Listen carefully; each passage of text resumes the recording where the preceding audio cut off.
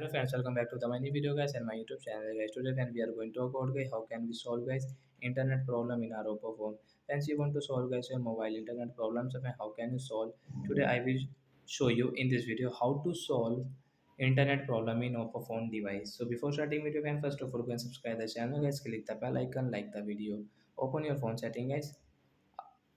After on phone setting, guys, scroll it and friends you can see this tab of setting. Friends, click on your phone additional setting guys. Tap here, guys. Click on guys this backup and reset guys. Tap here, guys. Click on reset setting guys. Tap here and friends click on this reset network setting means solve. So as your internet problem will solve from here guys. You can solve after 5 and 6 seconds guys. Your internet problem will solve in your Oppo phone guys. So friends come back. You can see setting as complete and guys you can use guys your internet setting without any problem guys.